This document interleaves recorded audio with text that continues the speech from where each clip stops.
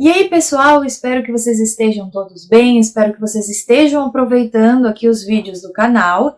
E, como de costume, em quintas-feiras nós temos vídeo novo.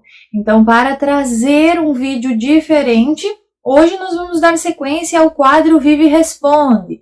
Encontrei uma pergunta, um questionamento interessante de uma das inscritas aqui do canal. Até já quero agradecer a participação de todos vocês que deixam perguntas, deixam comentários que ajudam tanto o crescimento aqui do canal, quanto sanando dúvidas, porque este é o intuito aqui do canal, falarmos sobre saúde, discutirmos sobre a saúde. Então deve estar aparecendo para vocês aqui na tela a pergunta que a inscrita deixou nos comentários.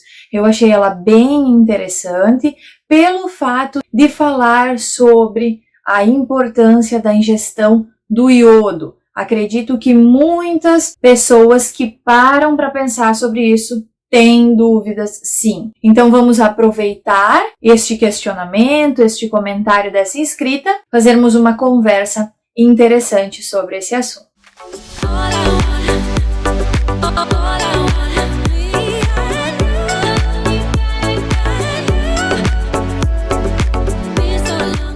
Bom, para iniciarmos esse vídeo, o que vocês têm que ter claro? Que o iodo ele é a principal matéria-prima para a formação dos hormônios da tireoide. A tireoide é aquela glândula na garganta, na região do pescoço, que ela é responsável por sintetizar e secretar o T3 e o T4, né? Entre outras substâncias e hormônios que ela também produz. Mas embora o iodo seja visto como apenas a matéria-prima dos hormônios da tireoide, como se apenas a tireoide fosse ocupá-lo, é sabido que a molécula de iodo em si é utilizada por outras regiões do organismo, não somente pela glândula da tireoide. Já se sabe, através de estudos, que, por exemplo, as células da próstata, as células da mama, as células do esôfago, né, do nosso trato digestório também utilizam o iodo. Claro que numa porcentagem menor do que a tireoide. Então, entendendo tudo isso e também já sabendo, porque já tem um vídeo aqui no canal onde eu falo sobre a glândula da tireoide, os hormônios T3 e T4 também agem em diferentes regiões do organismo. Eles desempenham bastante funções no nosso corpo. E, sabendo disso, se tem alguma coisa errada com eles, com a produção deles, todo o nosso corpo vai ser afetado. Então, voltando lá para a pergunta feita pela inscrita, um dos questionamentos é sobre os malefícios da não ingestão do iodo.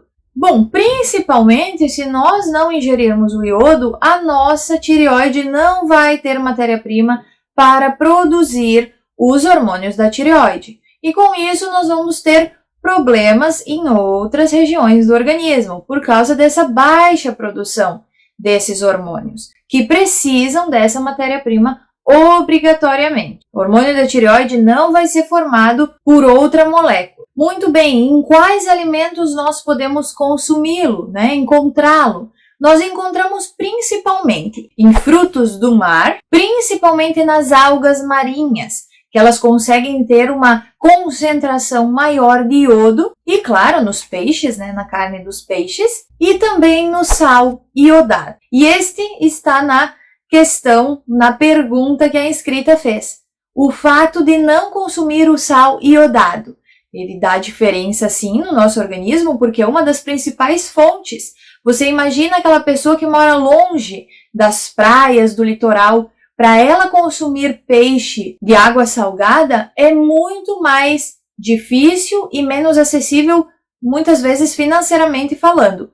Então, o sal iodado, o sal de cozinha, ele possui essa concentração de iodo para garantir que mesmo aquela pessoa que não tenha condições de consumir o peixe, a alga marinha, ela vai conseguir consumir uma quantidade mínima de iodo necessária. E aí uma outra questão dessa pergunta é o quanto tempo o corpo se recupera após a falta da ingestão de iodo. Você deve imaginar que a tireoide ela fica com sede de iodo, ela fica sedenta de iodo. Então, assim que você começa a consumir, principalmente para ela será direcionado esse iodo que vai ser absorvido e ela vai ir captando. Então, é rápido, mas também temos aí questão de dias para absorção e para que tenha a síntese dos hormônios de uma forma normal e adequada novamente. Então não é de um dia para o outro, mas também não vai demorar anos para normalizar o quadro. Claro que aqui abrimos um parênteses, a questão das pessoas que têm uma dificuldade na absorção. Então são pontos mais raros, mas devem ser lembrados sempre que qualquer adversidade, isso pode mudar. E um outro ponto muito importante aqui dessa pergunta é a questão da suplementação, porque é aqui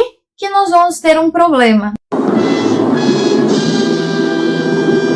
Temos médicos que falam a favor da suplementação e temos médicos que são totalmente contra a suplementação de iodo, alegando que esse iodo vai se armazenar no nosso organismo de forma inadequada, gerando um excesso nos níveis dele circulante e causando malefícios à própria tireoide, lesando a tireoide. Porém, como cada um tem o seu ponto de vista e temos estudos a todo momento sendo feitos e muito vai da linha de pensamento próprio de cada um, ao meu ponto de vista, juntamente com outros médicos, outros profissionais da saúde, a suplementação de iodo ela é válida, sim, não sendo necessário você ter baixas concentrações de iodo para a suplementação. É possível ver vários pacientes que suplementam iodo e não possuem esse excesso no seu organismo. Por quê? Nós tendemos muito mais para a escassez de iodo no organismo do que para o excesso, né? Nós temos essa maior probabilidade da falta de iodo do que de excesso, porque nós não temos grande consumo. Até mesmo as pessoas que mais consomem peixe de água salgada, que mais consomem as algas, não consome todo dia a quantidade mínima necessária. E aí você pode estar se perguntando, mas por que ele não vai ficar em excesso no meu organismo? Por que ele não vai lesar a minha tireoide se eu consumi-lo, se eu suplementá-lo? Vamos pensar, observando, analisando apenas a tireoide. Quando a tireoide ela está cheia, ela armazena o iodo também, ela utiliza o iodo para formar os hormônios da tireoide e ela armazena um pouco de iodo. Quando ela estiver cheia, ela não vai mais absorver. Então, ela não vai lesionar as suas células por tentar armazenar a mais do que ela consegue. Esse excesso, ele será filtrado pelos rins, ele será excretado através da urina, ele será excretado através das fezes, pelo suor, nós também perdemos uma quantidade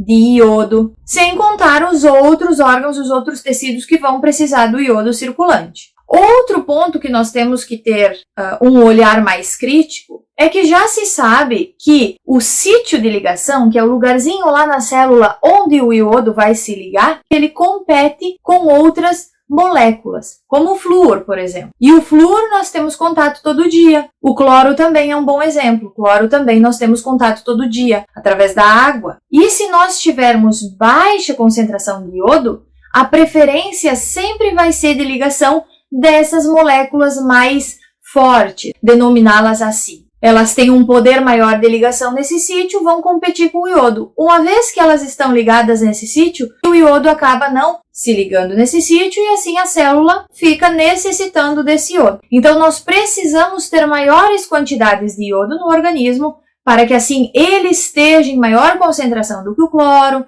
em maior concentração do que o flúor e consiga se ligar antes, consiga se ligar primeiro nesses sítios de ligação da célula e assim desempenhar as suas funções. Claro que aqui é um ponto de vista, assim como outros médicos pensam assim, tem os outros profissionais da saúde que vão pensar diferente. Então, claro, você deve sim se informar com os profissionais da saúde adequados. Se você faz algum outro tratamento, se informe com o seu médico também. Aqui não é uma indicação de suplementação, eu estou tentando esclarecer para vocês alguns pontos também referente a este questionamento da nossa inscrita. Então eu espero que vocês tenham gostado desse vídeo, que tenha ficado interessante. Não esqueça de se inscrever aqui no canal. Também não esqueça de deixar a sua curtida. Isso é muito importante aqui para o canal, aqui para esse vídeo. Se você gostou desse vídeo, compartilhe ele com outras pessoas. Fiquem bem e até a próxima!